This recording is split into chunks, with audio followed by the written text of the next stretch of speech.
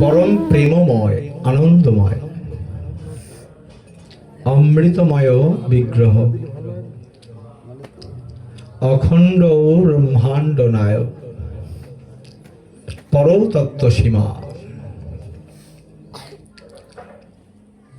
সংকীর্তন পিতা, গোলকের প্রেমদাতা,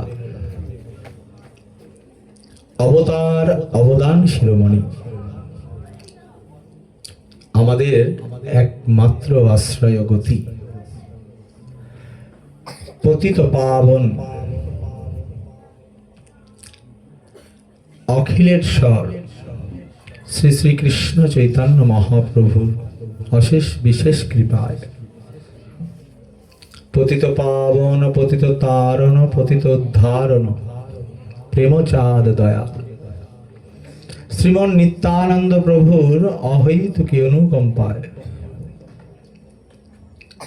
এই শুভ মুহূর্তেই অমৃতক্ষণে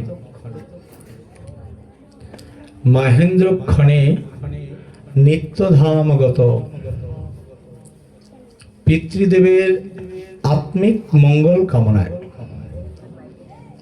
সাধু সঙ্গে কৃষ্ণ কথা প্রসঙ্গ এই মহা পাবন হরিকথা যজ্ঞের শুভ আয়োজন। এই শুভ আয়োজনে অমৃতময় হরিকথা সাধনের প্রারম্ভে মদীয় পরমারাধ্য শ্রী গুরুদেব, যিনি একাধারে আমার পিতৃদেব, যার কমল শাসনে ভক্তি পথের পথ দর্শন করেছিলাম, নিত্য লীলায় প্রবিষ্ট ওম বিষ্ণুপাদ অষ্টোত্তর শতশ্রীল শ্রীমৎ প্রভুপাদ তপন কৃষ্ণদাস গোস্বামীজির রাতুল আতুল চরণ কমল কমলে প্রারব্ধ কোটি দণ্ডবৎ প্রণতি এবং কৃপা আশীর্বাদ প্রার্থনা করি এই মহাপাবন হরিকথা সাধনে এই মুহূর্তে এবং এই শ্রীমন্দির অঙ্গনে যাদের শুভময় মঙ্গলময় উপস্থিতি, আগমন, শুদ্ধ গৌর ভকত মণ্ডলী, সঙ্গীতাচার্য মণ্ডলী, সীতা সাবিত্রীতুল্য ভক্তিমতী মাতৃমণ্ডলী এবং এই শুভ আয়োজনকে ত্বরান্বিত করতে যারা প্রত্যক্ষ অপ্রত্যক্ষভাবেই সক্রিয় অবদান অংশগ্রহণ করেছেন, সকলে শ্রীচরণে এই অথম দাসের দণ্ডবৎ প্রণতি, আমায় কৃপা করুন।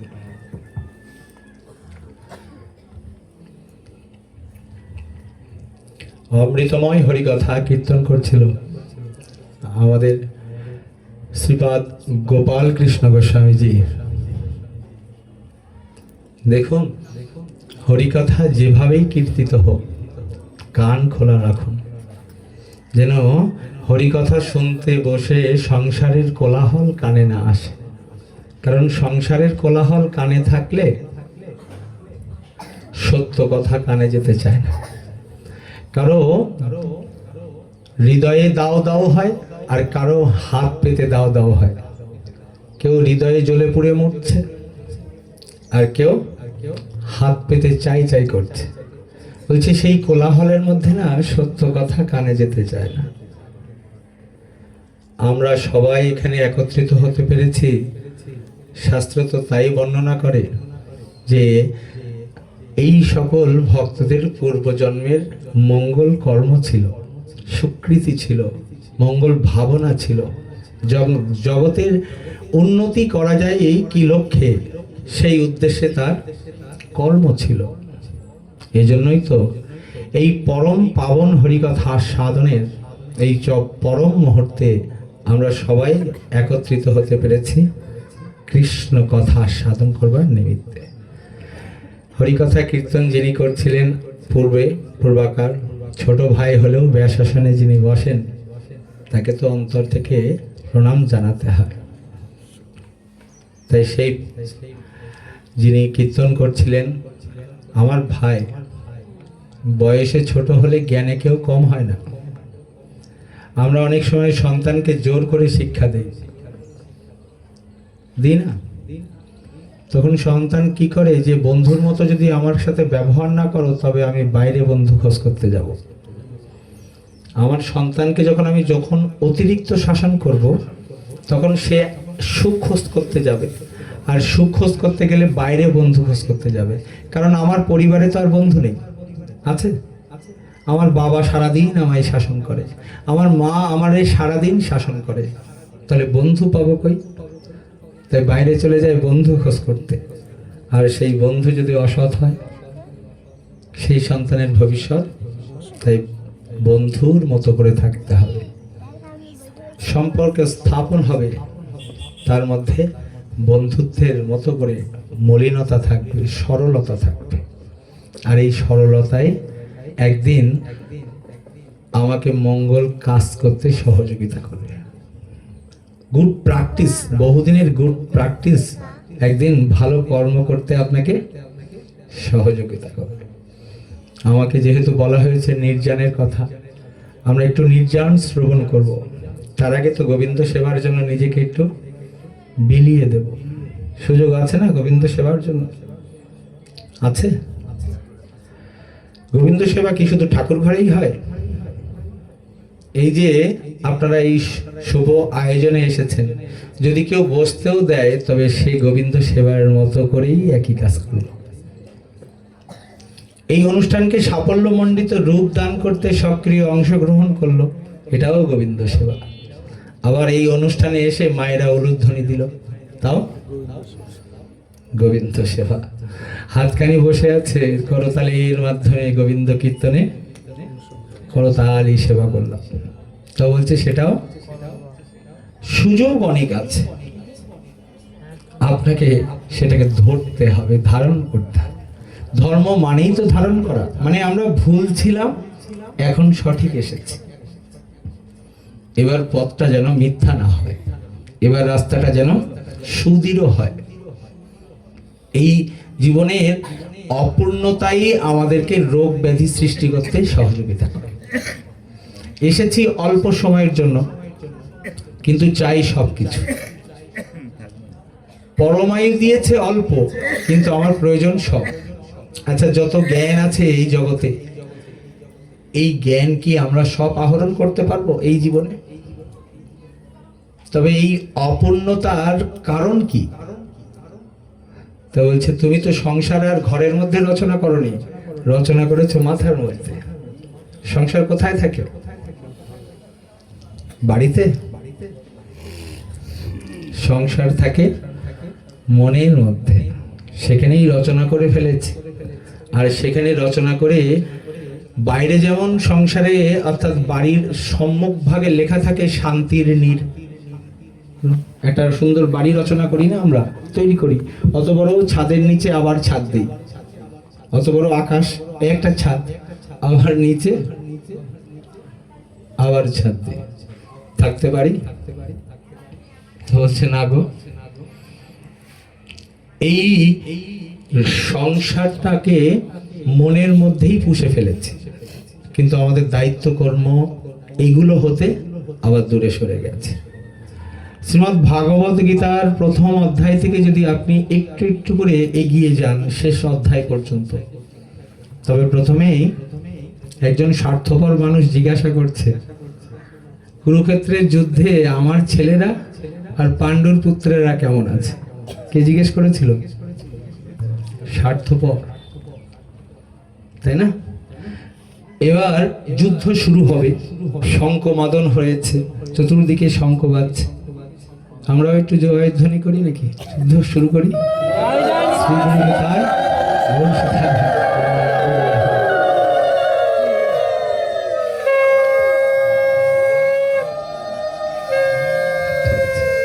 প্রেম সে বলো।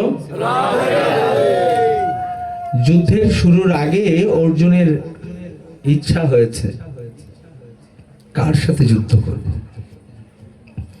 তাই ভগবানকে বলছেন, আচ্ছা কৃষ্ণ, তুমি আমায় ওই দুই পক্ষের মধ্যে নিয়ে যাও। আমি দেখতে চাই কে আমার শত্রু আর কে আমার মিত্র। যুদ্ধ করতে গেলেন, কিন্তু সেখানে গিয়ে তো তার আগে পরিকল্পনা ছাড়াই যুদ্ধ করা যায় না, জানতে হবে কাদের সাথে যুদ্ধ করছে। তাই গোবিন্দ নিয়ে গেলেন, দুই দলের মধ্যখানে রথ স্থাপন করলেন। অর্জুন তাকিয়ে আছে, এদিকেও আমার প্রিয়, ওদিকেও। মাকে ভালোবাসলে বউ খুশি হয় না, বউকে ভালোবাসলে, সমাজকে ভালোবাসলে পরিবার খুশি হয় না, পরিবারকে ভালোবাসলে সমাজ খুশি হয়।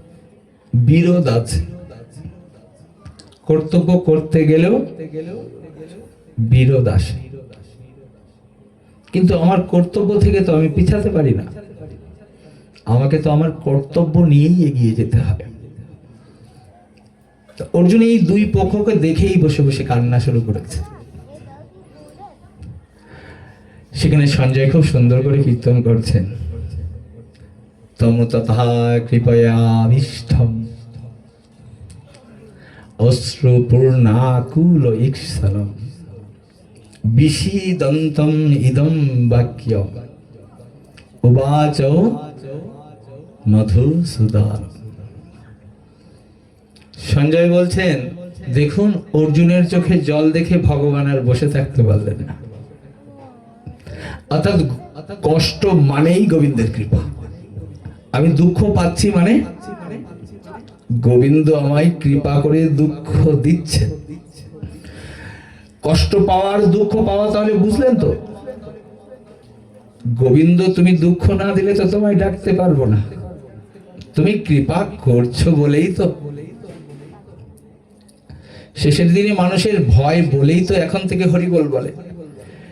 চারজন মানুষ একটা মানুষকে কাঁধে করে নিয়ে যেতে দেখছে প্রতিদিন নিত্য নিয়মিত, এই ভয় তাদের মাথায় আছে। তাই গোবিন্দ তোমায় না ডাকলে যদি দয়া না, আমার শেষের দিনের ভয় না গো, আমার ভয় যে এই জন্মে গোবিন্দ কি আমি তোমায় জেনে যেতে পারবো,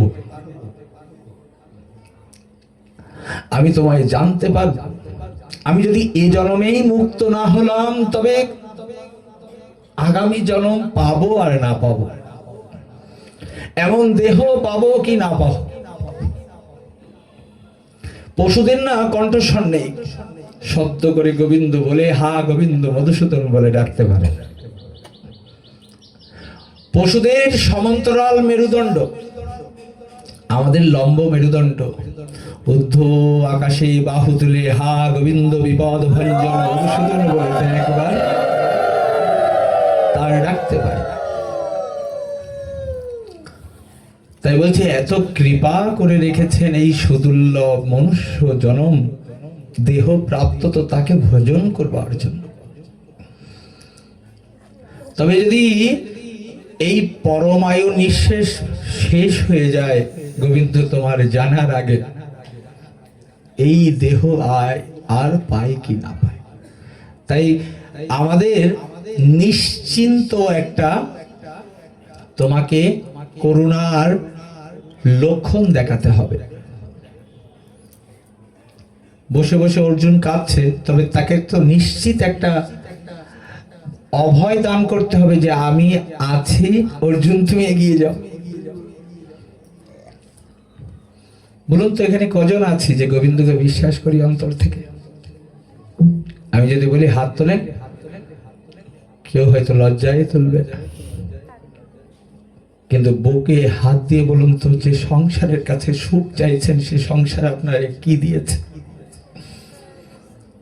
বুকে হাত দিয়ে বলুন তো, এই সংসার আপনাকে কি দিয়েছে? আপনি তো সংসারের মধ্যেই সুখ খুঁজতে চান, আত্মীয়ের মধ্যে থেকেই তো আনন্দ পেতে চান। তো প্রাণখানি কাকে দিলে আপনার প্রাণ জোড়াবে? আজকে ভালো আছেন, আগামীকাল আপনার প্রিয় মানুষ যাকে প্রাণ দিয়েছেন সে প্রাণ নাও রাখতে পারে, সে আপনার প্রাণ ফেলে দিয়ে ভগবানের কাছে চলে যেতে পারে। তাই প্রাণ যার কাছ থেকে এসেছে, আমার প্রাণ আমার বাবার থেকে এসেছে, আমার বাবার প্রাণ তার বাবা থেকে এসেছে। কোটি কোটি প্রাণ তো সেই সুরধ্বনির তর থেকেই সৃষ্টি হয়েছে। এবং সেই প্রাণগুলো কোটি কোটি যুগ ধরে এই শব্দগুলো জানে, তার অস্তিত্বের সাথে মিশে আছে। সেই শব্দগুলোই হচ্ছে বাংময়ী বিগ্রহ। এই শব্দ উচ্চারণ করে বিস্তৃত স্বরূপস্য, এই শব্দ উচ্চারণের মাধ্যমে আমরা আমাদের স্বরূপটাকে আবার ফিরিয়ে আনতে পারি, সদা গুরু স্মৃতি বাক্য অবলম্বন করে। তা বলছেন অর্জুন চোখে জল ফেলছে আর ভগবান বাচ মধুসূদন। এই শব্দটা সমগ্র শ্রীমদ্ ভাগবত গীতায় খুব কমই আছে, প্রথমেই এক জায়গায় আছে, উবাচ মধুসূদন। মধুসূদন নামটা বলতে গেলেও যেন সুখ লাগে, লাগে কি না? তাহলে জিজ্ঞাসা করি, কয়জন ভগবান আছেন বিশ্বাস করেন? জিজ্ঞাসা করব? তাহলে কিন্তু প্রমাণ দিতে হবে, আমায় প্রমাণ দিতে হবে হাত তুললে, যে গোবিন্দ কেন কিভাবে আছেন, তাকে বিশ্বাস কেন করে। অন্তর থেকে যদি সেদিন জানতে পারেন যে সত্যি গোবিন্দ আছেন, সেদিন কিন্তু আপনার চোখের জল আপনি নিজেও আটকাতে পারবেন না। অঝরে জল ঝরবে, নয়রং গলদশ্রুধার বদনং গদ গদ রুদ্ধয়া গিরা পুলকরে নিচিতং বপু কদা তব রং গ্রহণে ভবিষ্যতে। তখন ভগবান জিজ্ঞাসা করছেন, কুতস্ত্বাকস্মলং ইদম বিষমে সমুপস্থিত। বাংলা সংস্কৃত আর বাংলার মধ্যে বেশি পার্থক্য আছে। বিষমে সমুপস্থিত অনারীয় ইষ্টম অসর্গীয়ম অকীর্তি করম অর্জুন। আচ্ছা অর্জুন, তুমি এসেছো এই বিষম যুদ্ধের ময়দানে, রণাঙ্গনে, তাই তো তুমি ঋষিকেশ। অর্জুন গোবিন্দকে জিজ্ঞাসা করছে, তুমি আমায় বলো কোন পথ পেলে আমি এই যুদ্ধ শুরু করতে পারবো। তখন গোবিন্দ বলতে শুরু করেছে যে এই যুদ্ধের মধ্যে, এই রণাঙ্গনে মানুষের চিন্তা একরকম হওয়া উচিত। তুমি যারা অনার্য বলতে যারা জীবন সম্পর্কে বুঝতে চায় না, জীবন কি সেটা জানার চেষ্টা করে না, জীবন সম্পর্কে উদাসীন, দিন এলো আর আমি গেলাম, একদিন বিকাল হলো, সবার আড়ালে আমি চলে গেলাম। কিন্তু জীবনটা কেমন হওয়া উচিত, যে আপনার চলে যাওয়া সমগ্র জগতের মানুষ মেনে নিতে পারছে না, তাদের বুক ফেটে যায়। আপনার ভালো কর্ম, আপনার গুণ কি রেখে যাচ্ছেন যে আপনাকে মনে করব, কি করেছেন আপনি জগতের মানুষের জন্য, কি করেছেন। সপ্তগ্রামের জমিদারের পুত্র আমাদেরকে শেখানোর জন্য তো রাধাকুণ্ড তটে গিয়ে হা রাধে বলে মাথা ঠুকছে, আমরা তো সে সংবাদ নিতে চাই না। যার বাবার বাৎসরিক ইনকাম ছিল 3 কোটি টাকা, না 9 লক্ষ টাকা, 9 লক্ষ টাকা। আচ্ছা, এত বড় লোকের ছেলে বাড়ির থেকে সুন্দর অপ্সরা সমান এত সুন্দর স্ত্রীকে ফেলে দিয়ে সোজা রাধাকুণ্ড তটে গিয়েছে, গিয়ে হাত তুলে বলছে, রাধারানী তুমি ছাড়া আমার কেউ নেই। কখন বলা যায় যে গোবিন্দ তুমি ছাড়া আমার কেউ নেই? যেদিন জীবনের অন্ধকার মুহূর্ত চলে আসবে, আমার বাবা চলে গেছে, মা চলে গেছে, প্রতিবেশী চলে গেছে, আমার পরিচয় দিতেও কেউ চায় না। ভগবানের কাছে অনেকে প্রার্থনা করে, আর আমার বাবাকে কষ্ট দিও না, তুলে নাও গোবিন্দ। ঠিক সেই সময় মনে হবে যে আজকে আমি বিপদভঞ্জন মধুসূদনকে স্মরণ করব, তাকে ডাক, তাকে স্মরণ করে যা হয় হোক শেষ দিনটা আমি পার করব। তাই বলছেন অর্জুন, এই অনার্য জুষ্টম যারা জীবনের অর্থ বোঝে না, জানতে চায় না। আমার বাবা বলতেন যে এখনকার মানুষগুলো এত দৌড়ায়, এত দৌড়ায়, ঘুম থেকে উঠেই দৌড়ায়, তাই না? কেউ চা কফি হাতে নিয়ে বাসে উঠতে পারলে ভালো হয়, তাই না? ব্যাগটা বাড়ির থেকে অফিসে দিয়ে আসলে ভালো হয়, ব্যাগ নেওয়ারও সময় নেই। বাবা বলতেন যে মানুষ এত দৌড়াচ্ছে, কিন্তু কোথায় যে দৌড়াতে হবে, এত ব্যস্ত, কোথায় যে দৌড়াতে হয়, এটা জানার আগেই তার মৃত্যু হয়ে যায়। তার আর জানা হয় না এই জগতে তার কেন আসা হয়েছে। আপনি বুঝবেন যখন সকল বলগুলো আপনার কাছ থেকে শেষের দিন কেড়ে নেওয়া হবে, তাই না? তোমার জ্ঞানের বল দাও, আর কি বল আছে? শরীরের বল আছে না? হ্যাঁ, শরীর নিয়ে একটুখানি মাঝে মধ্যে শরীরের বলটা দাও। আর কি আছে? অর্থের, অহংকারের বল আছে নাকি? অহংকার কখন হয়? অজ্ঞানতায় মারামারির কারণ। এই দেখুন, পশুর মধ্যে আর আমাদের মধ্যে পার্থক্য নেই। বাজারের মুখে যান, দেখেন মানুষে মানুষে ওই কুকুরে যেমন মারামারি করে, রাস্তায় একটা কুকুর, আমাদের বাড়িতে কুকুরগুলো আছে, ওই রাস্তা দিয়ে গেলেই শব্দ করে। এরকম সব দিকে হচ্ছে। ধর্ম মানে হচ্ছে পশুত্ব আর মানবের মধ্যে পার্থক্য, পশু আর মানুষের মধ্যে পার্থক্য। ধর্ম যারা করে বুঝতে পারবেন তারা মানুষ, আর যারা ধর্মের আইন মানে না তারা দেখবেন খায় দায় ঘুমায় ইচ্ছা মতো চলছে, হঠাৎ করে দেখলেন শ্রেষ্ঠ করে মারা গেছে। সুখের জীবন, শান্তির নীড় নাম দিয়েছিল বাড়ির সামনে, যে এই বাড়িটার নাম শান্তির নীড়, সেখানে আর শান্তি নেই। তাই বলছে অর্জুন, এই অনার্যের মতো চিন্তা তোমার মাথায় কি করে আসলো? তুমি এই চিন্তন করলে তোমার যে মর্যাদা আছে, অকীর্তি করম অর্জুন, তোমার এই যে চিন্তন, এই চিন্তন যদি তোমার মাথায় থাকে তবে তোমার সম্মান থাকবে না, আরো তোমার সম্মান নষ্ট হয়ে যাবে। তখন অর্জুন বলছে, তুমি প্রভু কৃপা করো, আজ থেকে আমি তোমার প্রভু হিসেবে স্বীকার করলাম, আমাকে সামনের রাস্তা তুমিই দেখিয়ে দাও। তাহলে তিনি, অর্জুন মা গোবিন্দের বন্ধু, তবুও প্রার্থনা করলেন, তুমি আমায় রাস্তা দেখাও। তবে তো আপনার সাধনা না হলে তো গোবিন্দ করুণা করতে আসবেন না। আসবেন? আপনার সাধনা যদি হয় তবে করুণা গোবিন্দ করতে আসবে। আপনি সাধনা নিয়ে ছুটবেন, গোবিন্দ করুণা নিয়ে আসবে, মাঝপথে দেখা হবে দুজন দুজনা, তারপরেই তো সুখ। আর সেই সুখে বিচ্ছেদ থাকবে, বিরহ থাকবে, এই দেখা দিলে, এই চলে গেলে। মহাপ্রভু তার সুগভীর গভীর অন্ধকার গম্ভীরা লীলায় এটা খুব সুন্দর করে ব্যক্ত করেছে, সুন্দর করে। আমরা একটু হরিদাসের নির্জনে প্রবেশ করব, একটু মনোযোগী। আর যদি খুব খিদে লাগে, প্রসাদের ব্যবস্থা একটু পরেই শুরু হবে, একটু একটু করে সবাই, এখানে দুজন থাকলেও হবে, আমরা সেই দুজনে বসেই আনন্দ করব। আমরা সবাই হরিদাস ঠাকুরকে প্রণাম করব, হাত করে জোর করে। নমামি হরিদাসম তং চৈতন্য তঞ্চ তৎপ্রভুম সংস্থিতামাপি যম্মুক্তিন সাংখ্যে কৃত্তা ননতুজহ।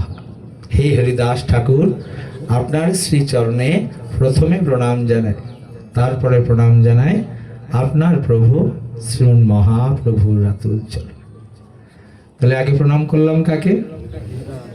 কেন? গোবিন্দ একদিকে আছে তো। তাহলে গোবিন্দকে ধরবার আগে গোবিন্দকে কেমন করে ভালোবাসতে হয় সেটা তো জানতে হবে।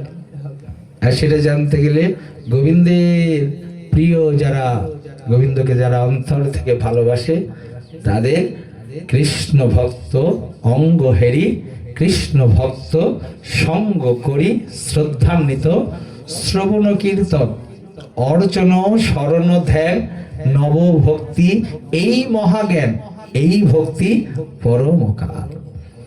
যেদিন এই জগতে এসেছি, গোপালের গোচারণ লীলা করে না? গোপাল গোচারণ লীলা করে তো, গরু নিয়ে যায়।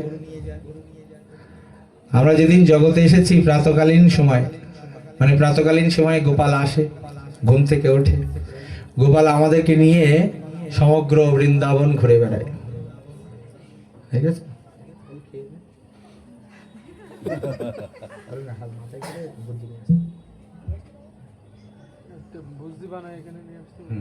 বলছেন জয় শ্রী রাধে। প্রেম সে বলো হয়েছে, প্রেম দিয়ে প্রেম সে বলো। আচ্ছা, কার লাভ হলো? আমার। এই তো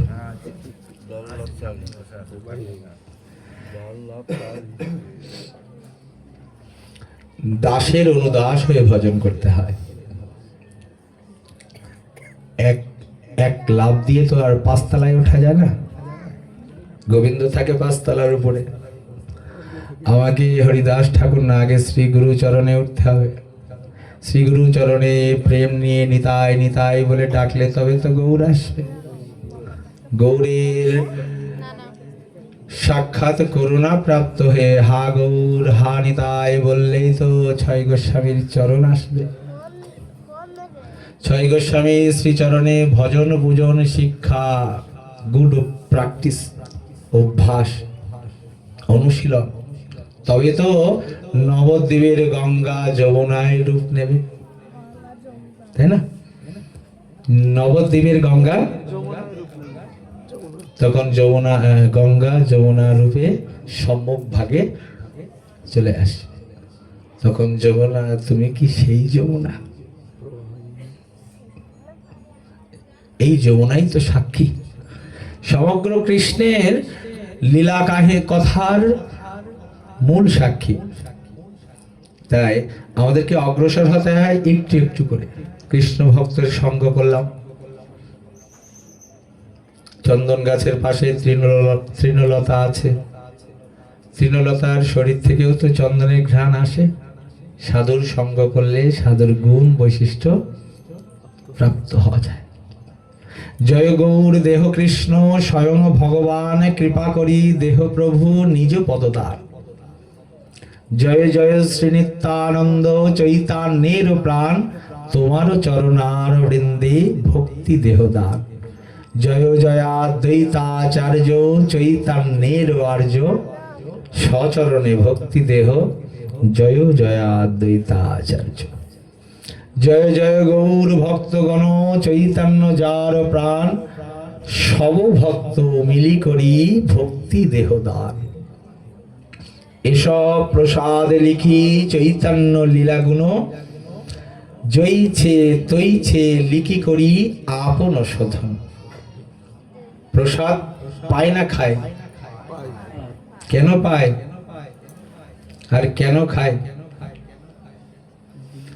প্রসাদ এই যে আপনারা শ্রবণ করছেন, এটাও প্রসাদ। আর কিছুক্ষণ পরে পাকস্থলীর জন্য যেটা নেবেন সেটাও প্রসাদ। আবার চরণ ধুলিও প্রসাদ। এই প্রসাদ পায় কেন? কৃপা করে দিলে তাই পায়। তুমি দিলে তাই গোবিন্দ পায়। ভোগ লাগালাম আর গোবিন্দ পেয়ে নিল, এই অভিমান হলে গোবিন্দ এই ঘরেই থাকে না, দৌড়াতে শুরু করে। ওই অভিমান হলেই তো ভার হয়ে যায়। গোবিন্দ নামছে উপর থেকে, আমরা তো নিচ থেকে উপরে উঠি। আমরা নিচ থেকে উপরে উঠলে তো গোবিন্দ পাবো, আর গোবিন্দ উপর থেকে নিচে নামবে। তাহলে যখনই আমরা নিচ থেকে উপরে আসবো, যেই অভিমান হবে, ভার হলে আর কি থাকলে, আর কি থাকলে, এইভাবেই আমাদেরকে অগ্রসর হতে হয়।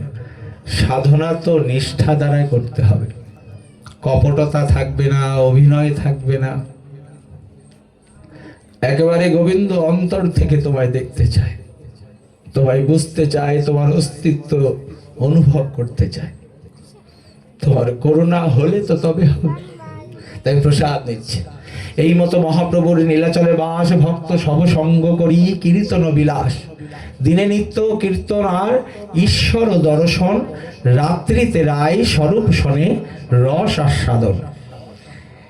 এই মতো মহাপ্রভুর সুখে কালে যায়, কৃষ্ণেরও বিরহ বিকার অঙ্গে নানা হয়।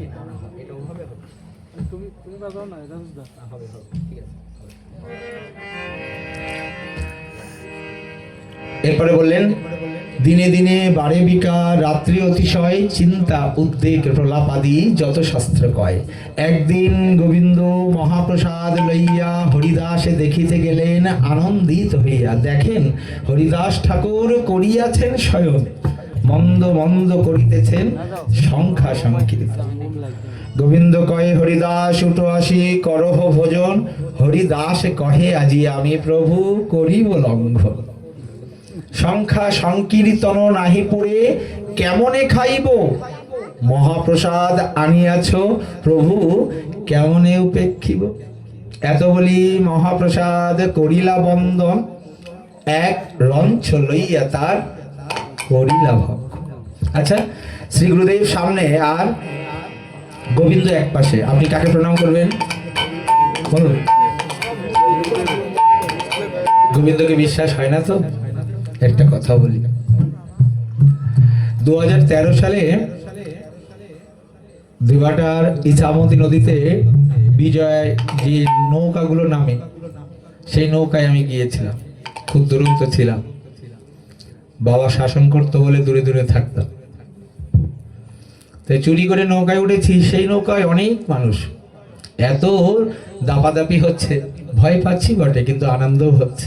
ইন্ডিয়ার বাংলাদেশের মধ্যখানে ঘুরে বেড়াচ্ছে, হঠাৎ করে নৌকা উল্টে গেছে এবং সেই নৌকায় যে মানুষগুলো ছিল সব, আমি খুব কড়া করে ধরেও থাকতে পারিনি। নৌকা উল্টে গেছে বলে আমি উপর থেকে, আর জলে উপর থেকে অনেক দূর থেকে পড়লে দাঁড়িয়ে থাকা যায় না, অনেক তলায় চলে যেতে হয়।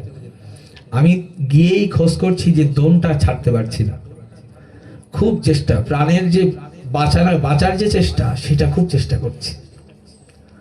একটু একটু নিঃশ্বাস নেব, বেশ 7-8 সেকেন্ড কি 10 সেকেন্ড, এমন, এর মধ্যে আর কিছু জানি না।